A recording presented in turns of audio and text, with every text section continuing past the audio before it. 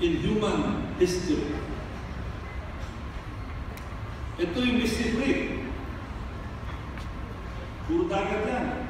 Nasa ilalim ng tubig except for that little island that was created before. And ngayon ang Mississippi River. Ito, lupa, buhangin na lang ito. What happened to all the coral reefs there? 45 million square meters of coral reef covered in Mississippi. 45 million square meters. Sinisigil natin yung US Navy. Dapat yung China. Ito ang sigilin natin at sabagat ang sinisira nila is well within our exclusive economic zone. Subi Reef, napakalapit sa Pag-asa, puro dagat. This is shallow water, dagat yan, under the sea. Ito ngayon, ang Subi Reef, natakpan na. Imagine all the coral reefs that were destroyed. Just so China can have the land for military purposes. Substantial environmental damage is substantial and unprecedented in scale, according to the experts on ecology. Coral reefs in the South China Sea, and I quote, are increasingly threatened by overfishing and climate change, and now they will struggle to cope with the additional impact of massive amounts of dredging to create new military outposts. What we need is a breakthrough in cooperation aimed at protecting fragile reef ecosystems rather than destroying them. I wonder if Eupulus Banos is looking into this. This is very important for our future. I wonder if the agribusiness people are looking into this, because this is an agribusiness prospect of massive potential and massive loss at the same time. The South China Sea accounts for 10% of global fish stocks, according to the United Nations. The reefs provide a refuge for economically important fish during the life cycle and therefore play an important role in recruitment and maintenance of fish stocks. More than 20 reefs in the Spratly area show such signs of serious ecological damage. And this will negatively impact fisheries locally on the reefs and across the South China Sea, a region of the world in which marine fish are crucial to jobs, culture, nutrition, economies, and peace. This is what China is destroying right now. Social aggression.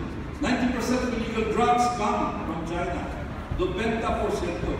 I was still the National Security Advisor when I recommended to the President that we should send a high-level delegation to China to ask them to please stop this illegal trade, which I understand is being undertaken by some corrupt generals in the coastal provinces of China.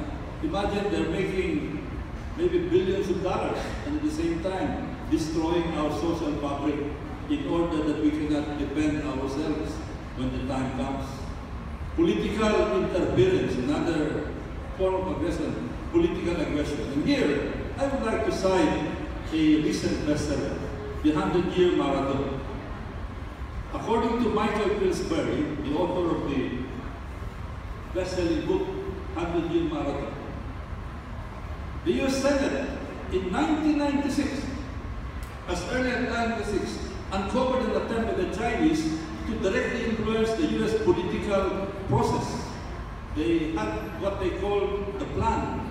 Chinese trust at that time was being used, intended to make its way to directly help in the campaigns of friendly members of Congress in contravention of U.S. campaign finance laws. Imagine if they could do that to a powerful country like the United States.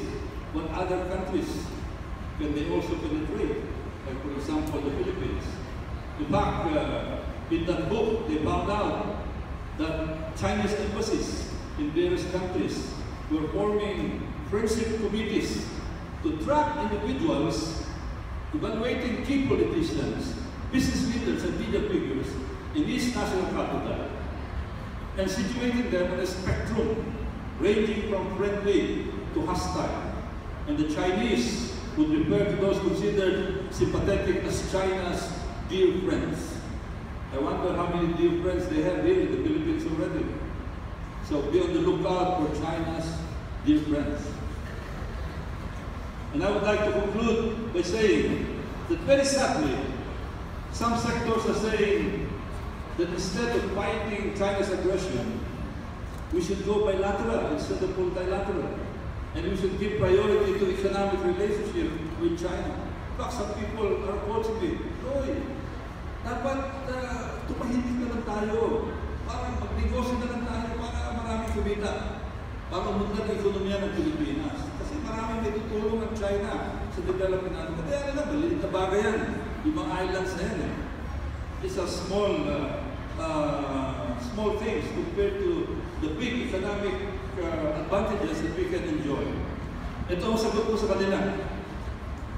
Ito ang sabi nila, maritime slave trade, they're offering to be part of the US $10 trillion trade. The Ambassador Ma 2 years ago delivered a speech in our Rotary Club inviting us to participate instead of challenging them to participate in their $10 trillion trade so that everybody will be happy. Ito ang sagot ko sa kanila. Ang malawak natin ang ating ekonomiya, kung makikipagkalaban tayo sa kanila. Negosyo o kalayaan, bayan ng sariling pamilika. Ulitin ko Ang yan. malawak natin ang ating ekonomiya, kung makikipagkalaban tayo sa kanila. Negosyo o kalayaan, bayan ng sariling pamilika. Maraming salamat po. Negosyo, kalayaan.